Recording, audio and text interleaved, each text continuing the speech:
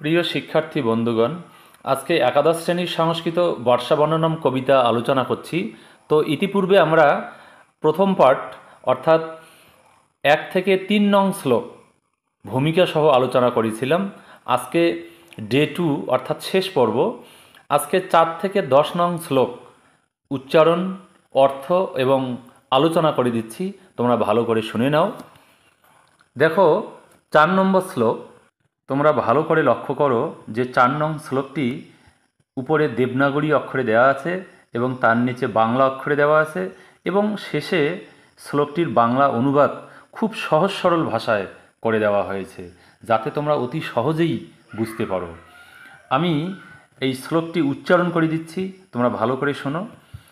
বিদ্যুৎ পতাকা সবলাকমালাহ শৈলেন্দ্র কুটাকৃতি সন্নিকাশাঃ গর্জন্তি মেঘাঃ সমুদীর্ণ নাদাঃ মত্তাঃ গজেন্দ্রাঃ ইব সংযুগস্থা।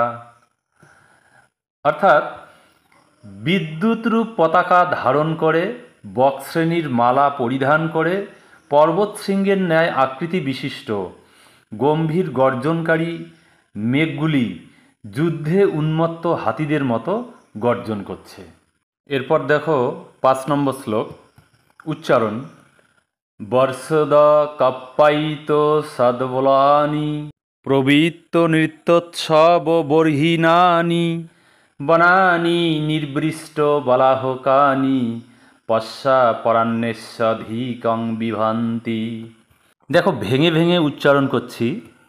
বর্ষদ কাপ্পায়িত সদ্বলানি প্রবৃত্ত নৃত্যোৎসব বর্হিনানি বনানি নির্বৃষ্ট বলাহকানি পশ্চা পরাণ্যস্যধিকং বিভান্তি।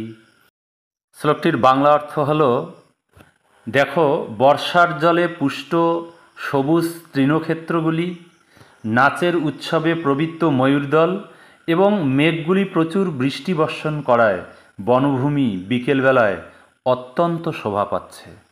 এরপর 6 নম্বর শ্লোক লক্ষ্য করো উচ্চারণ।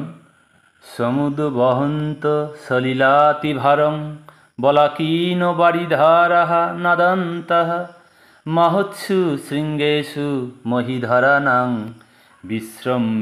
বিশ্রম্য পুনঃ প্রয়ান্তি। দেখো এখানে যে বিসর্গগুলি আছে, এই বিসর্গগুলির উচ্চারণ কিন্তু অনেকটা হয়ের মতো করতে হয়, তোমরা ভালো করে লক্ষ্য করো।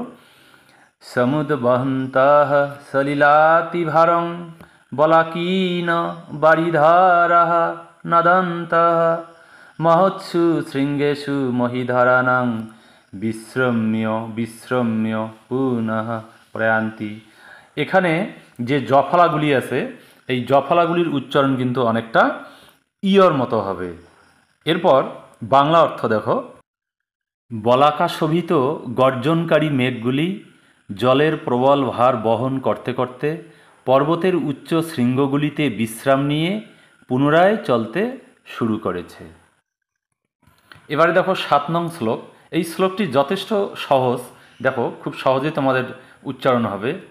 ছোট ছোট শব্দ।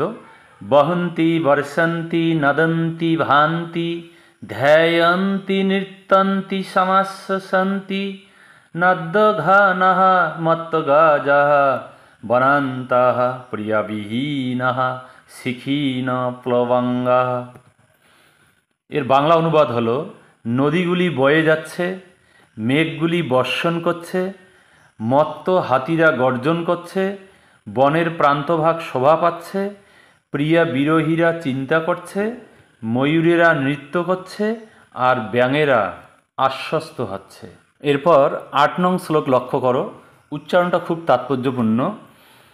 তড়িৎ পতাকাভিরলঙ্কৃতানা মুদীর্ণ গম্ভীর মহারবানাম বিভান্তি রূপানি বলাহকানাং রণোৎসুকানামিব বারণানাম। দেখো তোমরা প্রথম লাইনটা কিভাবে শব্দটাকে তোমরা ভেঙে ভেঙে উচ্চারণ করবে, আমি আবার করে দিচ্ছি। তড়িৎ পতাকাভিরলঙ্কৃতানা মুদীর্ণ গম্ভীর মহারবানাম বিভান্তি রূপানি বলাহকানাং রণত শুকানামিব বারণানাম। এভাবে পড়বে। বাংলা অনুবাদ দেখো। বিদ্যুৎ রূপ পতাকা দ্বারা অলঙ্কৃত গম্ভীর গর্জনকারী মেঘসমূহের আকৃতি যুদ্ধে উৎসুক হাতিদের মতো শোভা পাচ্ছে। এখন 9 নং শ্লোক লক্ষ্য করো। ক্বচিৎ প্রগীতা ইব ষট পদৌঘৈ ক্বচিৎ প্রণীতা ইব নীলকণ্ঠৈ ক্বচিৎ প্রমত্তা ইব বাণেন্দ্रै বিভান্ত নেকাশ্রয়ীন বানান্তাহা। এই শ্লোকটি খুব সহজ সরল উচ্চারণ, এখানে ততটা কাঠিন্য নেই। দেখো আবার করে দিচ্ছি। ক্বচিৎ প্রগীতা ইব ষটপদৌঘৈ ক্বচিৎ প্রণীতা ইব নীলকণ্ঠৈ ক্বচিৎ প্রমত্তা ইব বাণেন্দ্रै বিভান্ত নেকাশ্রয়ীন বানান্তাহা। এর অর্থ হচ্ছে কোথাও ভ্রমরদের দ্বারা সঙ্গীত মুখরিত, কোথাও বা ময়ূরদের দ্বারা নৃত্যোৎসব, কোথাও গজরাজদের আচরণে উন্মত্ত বনের প্রান্তভাগগুলি অনেকের আশ্রয়স্থল রূপে শোভা পাচ্ছে। এবার শেষ শ্লোকটি অর্থাৎ 10 নম্বর শ্লোকের উচ্চারণ দেখো।